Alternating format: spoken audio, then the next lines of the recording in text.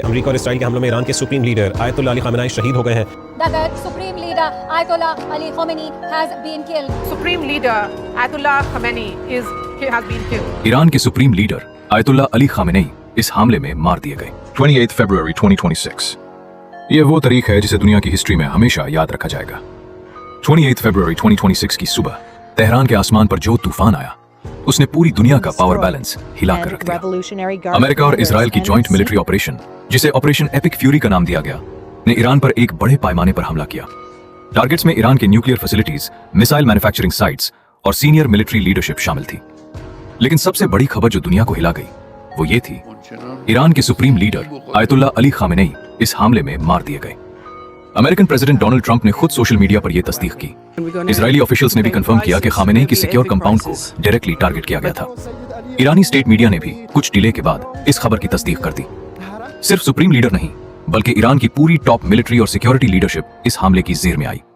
Reports के मुताबिक Iran के डिफेंस मिनिस्टर, रेवोल्यूशनरी गार्ड के कमांडर और नेशनल सिक्योरिटी काउंसिल के सेक्रेटरी भी मार दिए गए। ईरान खामोश नहीं रहा। तेहरान ने फौरी रिटेलिएशन किया। इजराइल और खलीज में मौजूद अमेरिकन मिलिट्री बेसिस पर मिसाइल्स और ड्रोन्स फायर किए गए।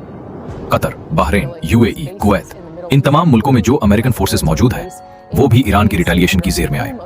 ईरान के फॉरेन मिनिस्ट्री ने कहा, तमाम अमेरिकन और इजरायली एसेट्स अब लेजिटिमेट टारगेट हैं। ये सब अचानक नहीं हुआ।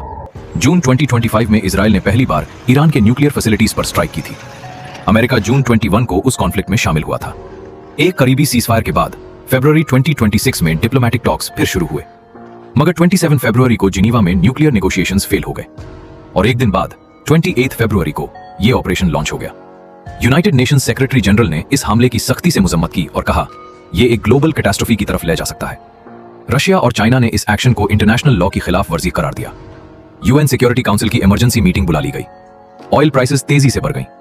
ग्लोबल स्टॉक मार्केट्स में अनसर्टेनिटी फैल गई। एनालिस्ट्स का कहना है कि ईरान में जो पावर वैक्यूम पैदा हुआ है उसका नतीजा क्या होगा ये अभी वज़ी नहीं। कुछ एक्सपर्ट्स कहते हैं कि रेजीम का खात्मा हो सकता है। कुछ कहते हैं कि नया लीडरशिप शायद और ज्यादा एग्रेसिव सामने आ सकता है। अमेरिका का बेट है कि ईरानियन अवाम अपना मुस्तकबिल खुद डिसाइड करें।